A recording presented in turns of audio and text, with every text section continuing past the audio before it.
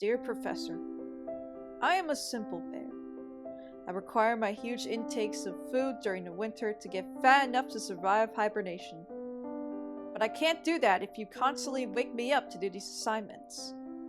Doctors are scared for me. My energy needs to be low to survive the winters. Because of class interrupting my sleep, I'm being forced to wake up early over and over, every week. When I signed up for spring classes, I thought it meant that I could start when spring comes. Not in fucking January. Clearly I have been misled, and I shall sue. You and my school will be hearing from my lawyers. Oh, I should probably do a proper video intro. What was I gonna do? Oh yeah. Oh yeah, I'm back, bitches. Let's see what's been happening in February. Everything's depressing. Guess we're doing media shit again. What are you doing this time, folks? Oh boy, I can't wait to watch football. Me either, but what is football, SpongeBob? Let's let the old pigskin around the gridiron. Bootleg, flea flicker, hot doggy. It's playoff football time. Woo! Jess. Oh! Oh my god! Let me ask you guys this. What do people love more than football? If you answered SpongeBob, you guessed correctly. This porous yellow sponge has been entertaining us since its creation by the holy lord of the sea that is Stefan Hillenburg. For several years, he has blessed our childhoods by giving us an erratic sponge whose sole purpose is to cook us Krabby Patties and entertain/annoy the people around him.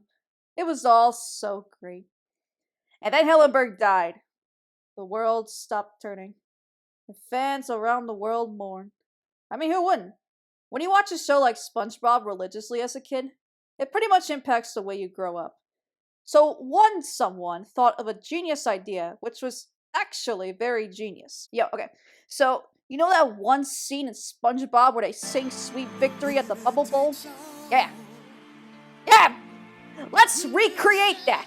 Let's have SpongeBob sing at the Super Bowl! Yeah! And so a petition was created, with over 1 million people signing the everlasting crap out of it. The NFL could have chosen to ignore this if they really wanted to. I mean, it's not like anyone was holding a gun up to their heads and threatening them to do it, or else they would shoot every single person in their family. But to everyone's surprise, they actually went through with it. Now their reputation is on the line. But given that the animators of the actual show would be animating this, it was suspected to be really good. Fast forward to the day of the event, the Super Bowl is on, the halftime show is playing, everyone is pissing and shitting in their pants. Everyone is so excited for this event to happen. And now, a true musical genius who needs no introduction. It's lit!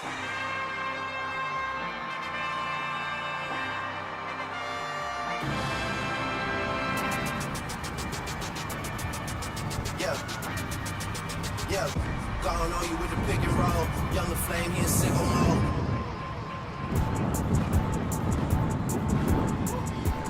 Faith is here with all the ice on in the booth. At the gate outside, when they put up, they get it loose. Yeah, jump out, boys.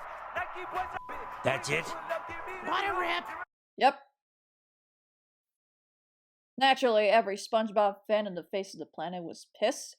And thanks to these tweets made by one of the animators of the video, we can see clearly that there is no one to blame here but NFL.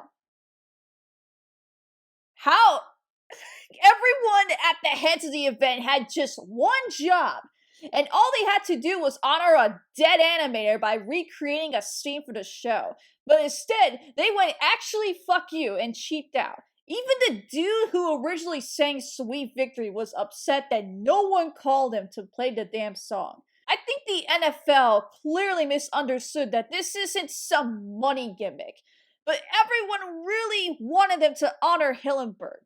But they clearly did not care, and it shows. So why are we talking about something that is from 2019? Because... Hey, transition to the scene. Welcome, Nick Nation and Slot Timers everywhere to Las Vegas, Nevada. Today's home for Super Bowl 58. Last year, CBS, who had the right to air this year's Super Bowl, partnered up with Nickelodeon, so that way the event could be aired on that channel as well, giving kids an opportunity to actually watch a football game. So I know what you're thinking, why would you air a boring-ass football game onto a kids channel? That is because they actually went out of their way to make it as entertaining as possible. How do they do that?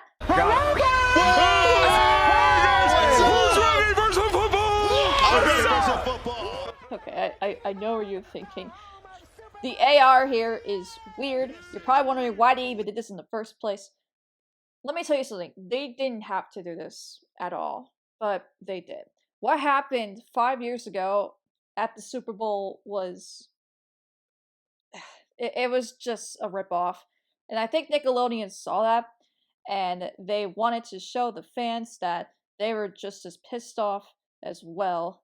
Not just because of their reputation, obviously, but I don't know. I feel like some of the staff, as corporate as they are, they seem to care at least a little bit about Hillenberg's legacy. So they decided to make up for everything that the NFL fucked up.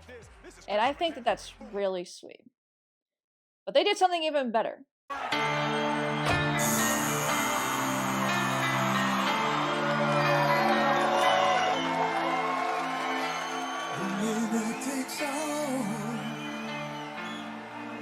It's the thrill of one more kill, the last one to find. Sure, this was 5 years too late. But remember, the NFL isn't giving us this. Nickelodeon is giving us this. The animators worked really hard to pull this off. And if Hillenberg is up there in the great skies above, I'm sure that he is smiling down at us, happy that his legacy is never forgotten by anybody 6 years later after his tragic passing. I'm very sure that the new generation who appreciates SpongeBob as much as our generation does smiled happily at this. And that's what really matters.